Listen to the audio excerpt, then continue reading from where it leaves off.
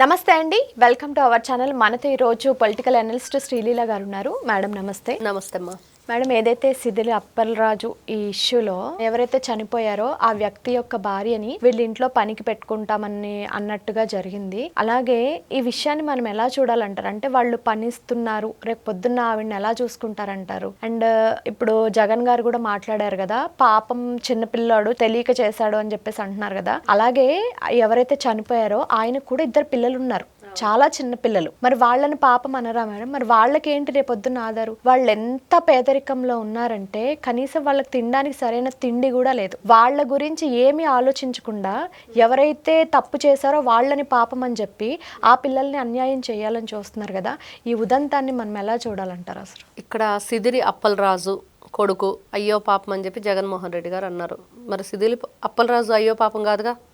మంత్రిగా చేసావని చెప్తున్నావు, ఎమ్మెల్యే చేశాడని చెప్తున్నావు, నీ పార్టీలో పనిచేశాడని నువ్వే చెప్తున్నావు. మరి అంత వ్యక్తి డాక్టర్ అని కూడా చెప్పాడు జగన్మోహన్ రెడ్డి. మరి ఇన్ని విధాలుగా ఉన్న వ్యక్తి చదువుకున్నాడు, అతనికి ఏమీ చదువు తెలియదంటే లోక జ్ఞానం తెలియదులే, నాలెడ్జ్ ఉండదు వాళ్ళకి, న్యాయశాస్త్రంగా నీవేమీ తెలియవు అనుకోవచ్చు. కానీ నువ్వు డాక్టర్ చదివి ఎమ్మెల్యేగా చేసి మంత్రిగా చేసిన వ్యక్తికి లా అండ్ ఆర్డర్ తెలుసుగా ఏంటనేది. అప్పుడు నీ కొడుకు బండితో యాక్సిడెంట్ చేయగానే ఏం చేయాలి అప్పలరాజు? వెంటనే అరే నువ్వు చేసిన తప్పురా నాన్న, సరే నీకు నువ్వు కావాలని చెప్పి చేయలేదు, అయినా సరే తప్పే, ఫస్ట్ పోలీస్ స్టేషన్కి వెళ్ళాలి, ఇక్కడ విషయాలు చెప్పాలి, అంబులెన్స్ ఫోన్ చేయాలి, అక్కడ ఉన్న వ్యక్తి చనిపోయాడా ఏంటి పరిస్థితి, ఆయన్ని తీసుకెళ్ళి ట్రీట్మెంట్ చేయించడం, చనిపోతే అసలు మనం ఏం చేయాలి అనేది ఆలోచించకుండా నువ్వు అక్కడి నుంచి ఎస్కేప్ అవటాన్ని చూసావు. ఫస్ట్ అది కదా ఇప్పుడు బాధ అందరిది. ఒక మనిషి చనిపోతే అక్కడ ఆ వ్యక్తిని వదిలేసి నీ కొడుకుని తీసుకెళ్ళి నువ్వు ఫస్ట్ ఎయిడ్ చేయించుకొని వాడికి ఏం దెబ్బలు తగిలినాయా లేకపోతే ఇంకేమైందని చూసావు తప్పించి, మరి చనిపోయిన వ్యక్తి పరిస్థితి ఏంటి, వాళ్ళ ఫ్యామిలీ పరిస్థితి ఏంటి అని చూడకుండా ఇంకొక వ్యక్తికి సంబంధించిన వాళ్ళ కొడుకుని తీసుకొచ్చి ఈ ఇష్యూలో ఎంటర్ చేశారు.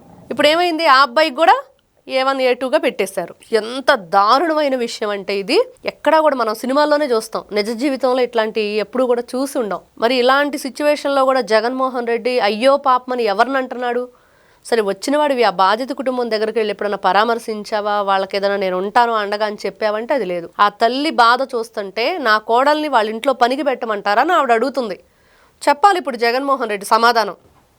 ఏదైతే ఆ తల్లి అడుగుతున్న అన్ని క్వశ్చన్స్కి జగన్మోహన్ రెడ్డి ఆన్సర్ చేయాలి. నేనెందుకు చేయాలి, నాకు సంబంధం లేదంటే కుదరదు, నువ్వేగా మాట్లాడావు. తెలిసి తెలియక చిన్నపిల్లోడు ఏదో పాపం బండి నడుపుతూ జరిగిన యాక్సిడెంట్ని జరుగుతూ ఉంటే యాక్సిడెంట్లు అని చెప్పిన జగన్మోహన్ రెడ్డికి మరి బాధ్యత లేదా, మరి ఆయనకి సంబంధం లేదా అంటే ఈ రోజున జగన్మోహన్ రెడ్డి సమాధానం చెప్పాలి. ఎవరైతే ఈ దానయ్య కుటుంబానికి ఎంత భయంకరంగా పాపం ఆ పిల్లలిద్దరు, ఆ భార్య, ఆ తల్లిని చూస్తుంటే ఎంత బాధాకరమైన విషయం. అక్కడ జగన్మోహన్ రెడ్డి అనే వ్యక్తికి తల్లి అంటే ప్రేమ లేదు, చెల్లంటే ప్రేమ లేదు, బాబాయిని గొడ్డలు పెట్టి ఈయనే వేయించాడని చెప్పి ఈ రోజున లోకం అంతా గోడైకి వస్తుంది.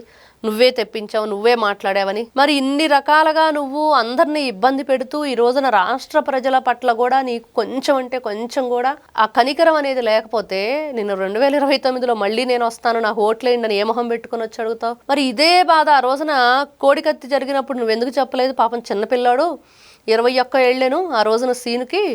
మరి సీను ఏదో పొరపాటును గీసుకుంది, నా మీద ప్రేమతో వచ్చాడని 5 సంవత్సరాలు ఆయన్ని బందీఖానా చేసావు కదా. 5 సంవత్సరాలు వాళ్ళ కుటుంబ సభ్యులు కాళ్ళ వేళ్లబడి వేడుకుంటున్నా కూడా నువ్వు వెళ్ళి ఒక చిన్న మాట చెప్పలేకపోయావు, ఆ కేసుని వెనక్కి తీసుకోలేకపోయావు. గులకరాయి అసలు తగిలిందో లేదో కూడా తెలియదు. నువ్వేమైనా పిట్టవా, పావురానివా, కాకివా, పిచ్చుకవా? ఏదైనా పావురా ఏదన్నా అంటే ఉడతా అయితే ఇలా రాయే కానీ అరే టప్పమని పడిపోయింది అనుకోవచ్చు. నువ్వు బాగానే ఉన్నావు కదా.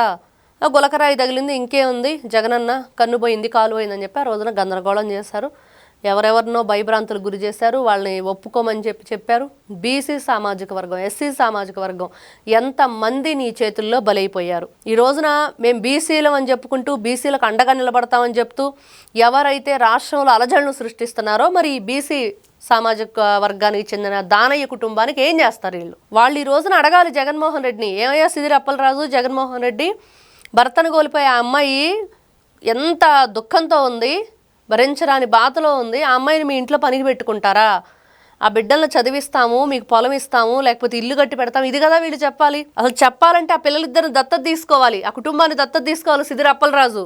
తీసుకున్నా కూడా చేసిన పాపం పోదు, అంత దారుణం చేశారు వాళ్ళు. అక్కడ వాళ్ళ ఇంటికి ఆధారం అతను చంపేసిన తర్వాత వీళ్ళు ఇంత డ్రామా ఆడుతూ తప్పించుకునే ప్రయత్నం. నిన్న చూడు సిదిరి అప్పలరాజు కొడుకు మెడికల్ టెస్టులు అయిపోయినాయి, స్టేషన్కి తరలించగానే జైలుకి ఇతను చేసింది ఏంటి? నాకు కన్ను నొప్పి, కాలు నొప్పి, కడుపు నొప్పి అని చెప్పాడు. శుభ్రంగా మళ్ళీ హాస్పిటల్కి తీసుకెళ్లారు. ఇంటి నుంచి క్యారేజీలు తెప్పించుకున్నాడు. పొట్ట పగిలేటట్లు తిన్నారు. మళ్ళీ బ్రహ్మాండంగా ఉన్నారు. మీ తిండి, మీ గొడవ, మీ మంచి, మీ చూసుకోవటమే తప్పించి ఈ రోజున ఆ చనిపోయిన వ్యక్తి కుటుంబానికి ఏం చేస్తున్నాం అనేది ఉండట్లేదు. అది బాధ ఎవరికైనా సరే. ఎవరి బిడ్డలైనా సరే నువ్వు తప్పు చేసావని చెప్పి ఆ తల్లిదండ్రులు చెప్పిన రోజునే సమాజంలో మంచి జరిగిద్ది. అది చెయ్యకపోగా వేరొక బిడ్డ మీద ఆ నింద వేసి వాళ్ళ జీవితాలు కూడా నాశనం చేయడానికి ఈ రోజున ఒకరు కాదు, సిదిరి అప్పలరాజును A1 అసలు చెప్పాలంటే. ఎందుకంటే ఈ ప్లాన్ని ఎవరు మరి స్కెచ్ చేశారో తెలియదు, కానీ ఆయన లేకుండా ఇవన్నీ జరగవు. మరి సిదిరి అప్పలరాజు కొడుకు, మరి ఎవరైతే వాళ్ళ కొడుకుని తీసుకొచ్చాడో ఆయన, ఆ అబ్బాయి తండ్రి, ఇప్పుడు 4 ఉన్నారు దీనిలో. ఇంకా వీళ్ళకి సహాయ సహకారాలు ఎవరు అందించారు, ఎవరి ద్వారా వీళ్ళు ఎస్కేప్ అయిపోదామని చెప్పి చూశారు. ఎంత భయంకరమైన విషయాలు ఈ రోజున వింటూ ఉంటే ఏం జరుగుతుంది రాష్ట్రంలో? ఇట్లాంటి వాళ్ళకి సపోర్ట్ చేస్తాడా జగన్మోహన్ రెడ్డి?